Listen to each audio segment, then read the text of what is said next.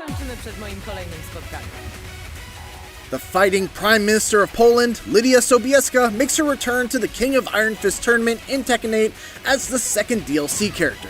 She's a complex character, even by Tekken standards. But fortunately, Bandai Namco's esports manager Alex Julio gave me an hour-long demonstration of her best moves, what's special about her kit, and the unique threats that she poses. Here's a quick starter guide on Lidia Sobieska in Tekken 8.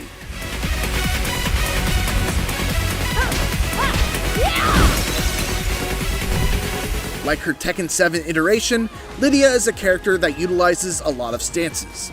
In Tekken 8, she has a total of 4 of them. They are Cat Stance, Horse Stance, Striking Wolf Stance, and Heaven and Earth.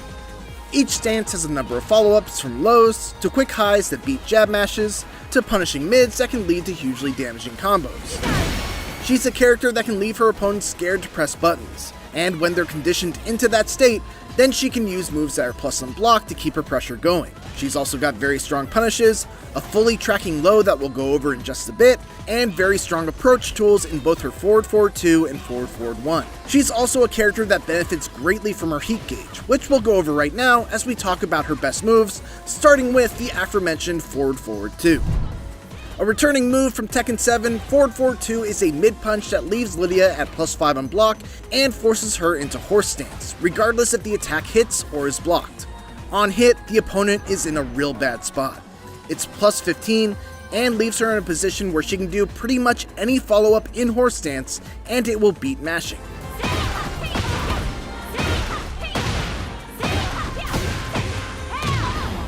So the opponent must guess on blocking a mid heat engager that's only -10 on block, a low counter hit launcher, or take a gamble and mash to try to beat an axe kick that leaves Lidia at +8 on block and transitions into a whole new stance with another set of mix-ups.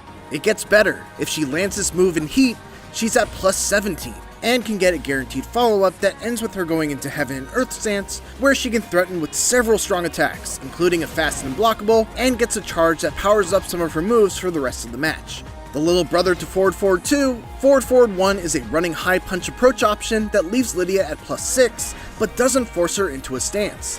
The drawback, of course, is that it's a high and can be ducked, but since ducking against Lidia is so scary, see everything I said before about forward 2, this is a very useful option to mix into your approach and keep your turn.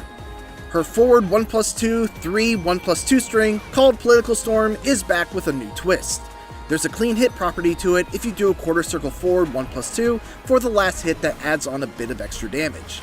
Aside from that, it's Lidia's 14-frame Punisher, a heat engager, has fantastic range, and while the final hit of the combo is launch punishable, she can stop after the second hit and only be -10.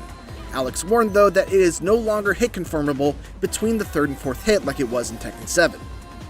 Back 1 is a safe mid heat engager with 18-frame startup, is +2 on block, will wall stun if close to the wall, and knock down if it hits while you're already in heat.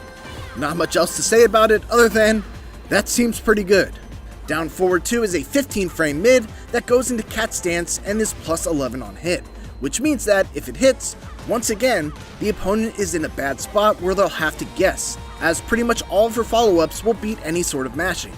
From cat stance, she's got a safe mid that leads to a combo on counter hit, a low, and a high follow-up. That said, if the initial move is blocked, the opponent can mash out of it. Next up is down back 4, which is a fairly average low poke. It's a bit slow at 22 frames of startup, but it does track sidestep left and is 0 on hit. What's nice about it is that you're standing afterwards, so you don't limit yourself to wall rising moves after landing it. Down 2 is another low that is faster at 18 frames, but it is -4 on hit. So if your opponent knows that, they can take their turn back if it hits. It does go under highs though, and if it counter hits, you get a free from crouching down forward 2 heat engager. From crouching down forward 3 is another low, though this one can knock down from close range and has a guaranteed follow-up with forward 3. The downside is that this one is launch punishable if blocked, so just be careful with it.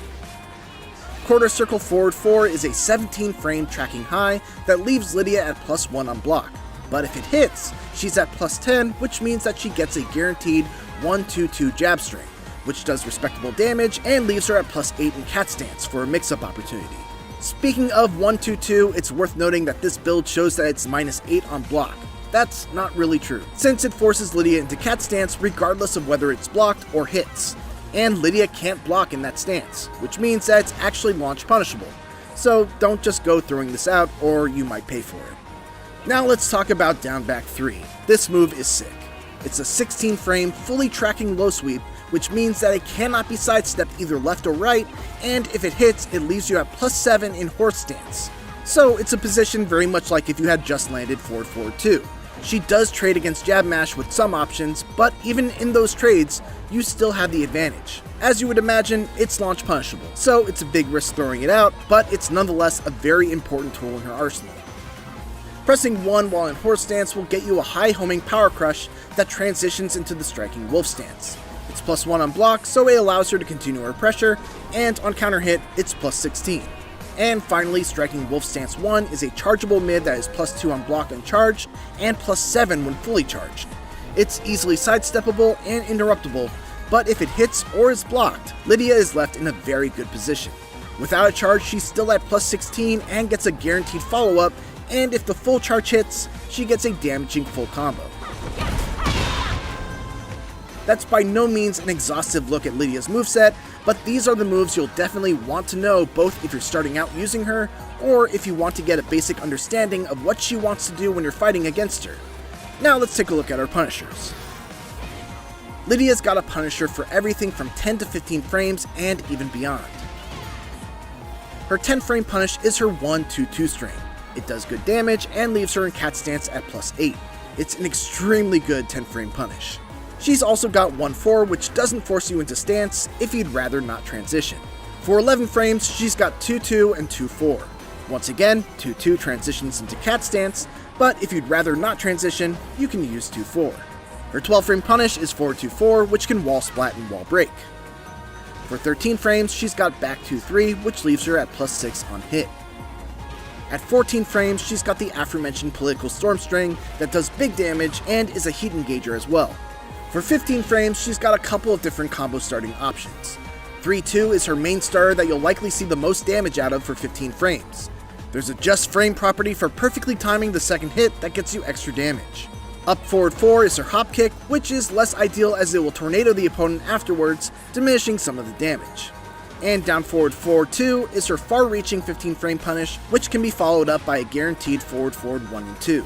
For her wall rising punishes, she's got wall rising 4-2 as her 11 frame, which goes into cat stance. From crouch down forward 2 is her 12 frame, and as we covered before is a heat engager. For 13 frames, she's got wall rising 1-4, which can wall splat, and wall rising 1-2, which puts her into cat stance at +11. For 14 frames, she's got wall rising 3, which gets a free follow-up with forward 1+2 once again, and for 15 frames, she's got the standard wall rising 2 launcher. Now let's put this all together in some combos. Here are a handful using several different launchers that Alex showed me.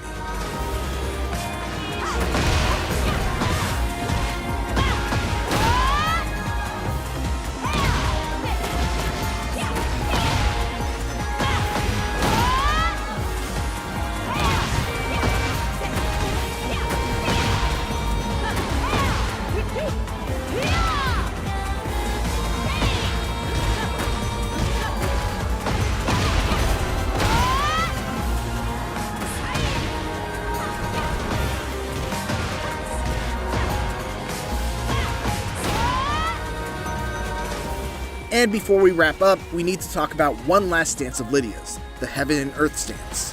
Heaven and Earth is a unique stance in that she can only enter it while in heat or after a heat engager, and she can enter it while in any other stance by pressing up.